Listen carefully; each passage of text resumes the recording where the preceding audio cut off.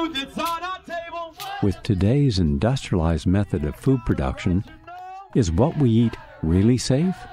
How are genetically modified organisms in factory farms affecting our food? Genetically modified organisms, GMOs, pose unparalleled threats. Nothing like them has ever existed in the entire course of life on this planet. The campaign of ignorance that is currently being waged by the FDA is so insidious that the FDA actively opposes the honest labeling of genetically modified foods. Every single independent study conducted on the impact of genetically modified food shows that it damages organs, it causes infertility, it causes immune system failure, it causes holes in the GI tract, it causes multiple organ system failure when it's eaten.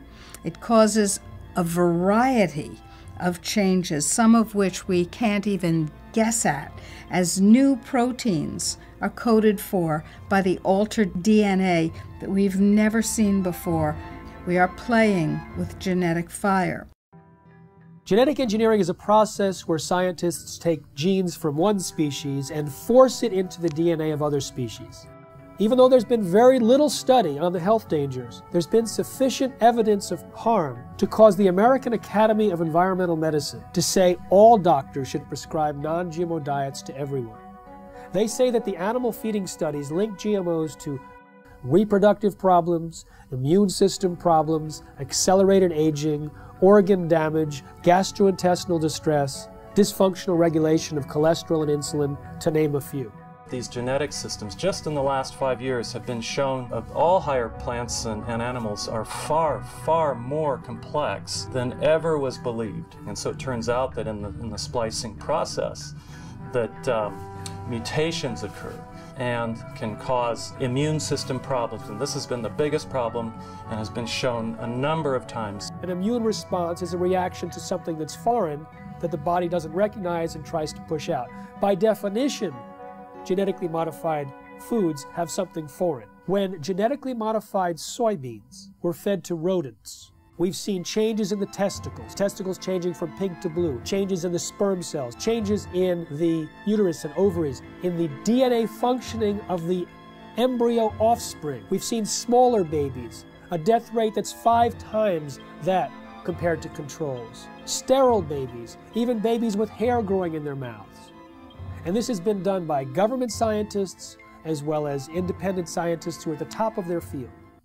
American people are beginning to become more aware and wake up to the fact that their government has been corrupted by corporations and the food that they're feeding themselves has possibly serious human health risks. The 1992 policy of the FDA claims that the agency is not aware of any information showing that GMOs are significantly different.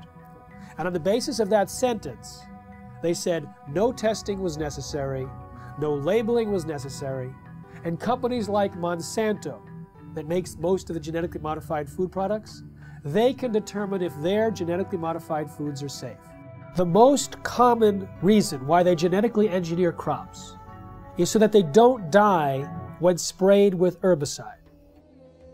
No genetically modified crop can grow unless it's attached to some kind of a pesticide. Those pesticides, more and more, are in these plants. They may have killed the weeds, they may have killed the insects, but the product is still on the plants, and if it's washed off, then it's in the water, it gets into the lakes, it gets into the oceans, it's everywhere. And it's toxic, it causes cancer, it also causes endocrine disruption. That's a technical term for change of hormones. They don't even want to label that this is genetically modified. The milk is genetically modified, or the crop is genetically modified. They say, if we label that, we won't be able to sell it because people won't buy it. Of course, people won't buy it because people don't want it. The reason why we have 170 million acres of genetically engineered corn and soybeans and cotton and canola oil and sugar beets in the United States is because it doesn't have to be labeled. In the European Union, where labeling is required, There's almost no genetically engineered food on store shelves, in restaurants. There's almost none of it planted. Today, more than 50 countries around the world allow labeling of genetically engineered foods.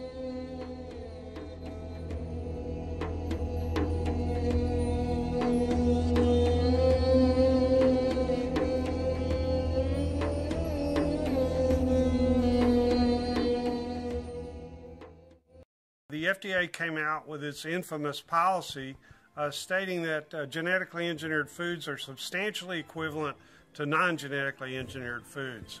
The person in charge of labeling policy at that time was Michael Taylor, who had previously worked as an attorney and lobbyist for Monsanto. After Taylor left the FDA in the early 90s, he went back to Monsanto and then came back to the FDA. The FDA has argued at Codex meetings that the average consumer is too ignorant to recognize the difference between a GMO labeled food and a non-GMO labeled food, and they'd make the wrong choice. And that's their stated reason for opposing GMO labeling.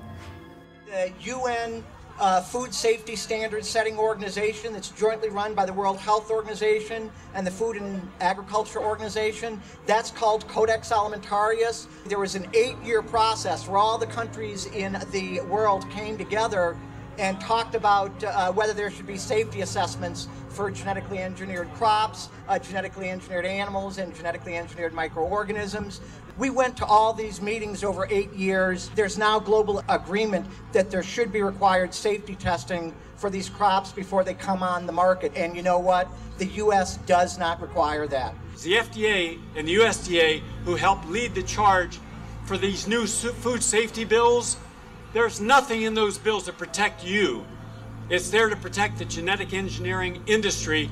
And unfortunately, if we don't stop this, you won't see organic farmers. The laws in the bills currently are so strict, so arbitrary, that if you are a small organic farmer, you can't meet their requirements for safety. As a result, you'll go out of business. As the chemical seed package has spread, and now with genetically engineered seed that originally was free in India because it belonged to the farmers, or was low cost because it was released from the public sector universities that did seed breeding. In the genetic engineering revolution, these seeds are now patented property of one corporation called Monsanto. Cotton seed used to cost 5 rupees, 7 rupees a kilogram. When Monsanto entered with its BT cotton, it shot the price up to 3,600 rupees a kilogram for seed. The U.S. government was forced to spend $3 to $5 billion per year to prop up the prices of the GM crops that no one else wanted. The White House decided to fast-track biotechnology because they thought it would increase U.S. exports and U.S. domination of the food supply. But the opposite happened. And so the U.S. government was forced to spend $3 to $5 billion per year to prop up the prices of the GM crops that no one else wanted. So instead of admitting that they were a failure and withdrawing them, they've been trying to push open the markets, bullying other countries. George Bush filed a lawsuit essentially with the World Trade Organization against Europe, saying that their rejection of genetically modified foods was an illegal trade barrier. We know from WikiLeaks that the entire State Department apparatus has been used to try and push GMOs into other countries. In fact, the U.S. ambassador to France suggested that the United States create a hit list to retaliate against those players in Europe that were rejecting GMOs. Over and over again, the U.S. government has proved that their agenda is to promote biotechnology at any cost. The GMO standards are being passed at the Codex level because, frankly, through lies. They're telling them that they're safe crops, that they're safe food products. They don't need to be labeled. We've been fighting for years to get mandatory labeling of GMO foods. We almost succeeded. But what happened is at the last Codex meeting in Geneva is that the U.S. tried to force this issue and actually called for a vote of this issue, and they lost. They actually lost because they wanted to use it as a bargaining chip for WTO, World Trade Organization, trade dispute to ram GMO foods down the mouths of the European Union, China, and Russia, and they lost. NAFTA, the North American Free Trade Agreement, it basically forced corn that was largely genetically engineered into Mexico and took a couple of million farmers off the land because they couldn't compete with U.S. subsidized corn. And so the amount of millions of metric tons that was pushed into Mexico, some of it was planted, and it's genetically engineered, and it has cross-pollinated with the indigenous corn varieties in Mexico, which are the source of the genetic diversity of corn in the world. So it's a treasure that has been polluted. In India, 250,000 farmers have committed suicide because they cannot sustain input costs. The majority of farm suicides in India are in the cotton belt. 84%, according to our study done in Vidarbha, are linked to purchase of BT cotton seeds. So we call these seeds of suicide. The poor people, the poor small peasant, was wiped out right in the beginning because they couldn't afford these chemicals. Shamla's fields were once fertile, but now they bring her only sadness. Her husband Chandar owed over $5,000 in debts and was hoping for heavy rains this season. 3 days ago, she tells me, he hung himself here. Ironically, the rains came a day after he died. The most comprehensive analysis of GMOs shows that they actually reduce yield. But sustainable technologies, they can increase yield by an average of 79%. GMOs are stealing the money away from these more appropriate technologies. The ISTAD report proved that organic and sustainable agriculture had the same and higher yields than conventional, chemical-intensive, genetically engineered crops. These herbicides are actually having a major impact in killing the beneficial soil microorganisms in the soil. As a result of the loss of beneficial soil microorganisms, not only have the yields gone down, but there's been a dramatic increase in the rise of crop diseases, which are infecting corn and soybeans in the U.S. For one example of many, in 2001, a small California biotech company called Epicite patented a gene, which causes both men and women who eat it, in the form of any product, to produce antibodies to sperm. If the men eat the Epicite gene, they produce antibodies to their own sperm, rendering them irreversibly sterile.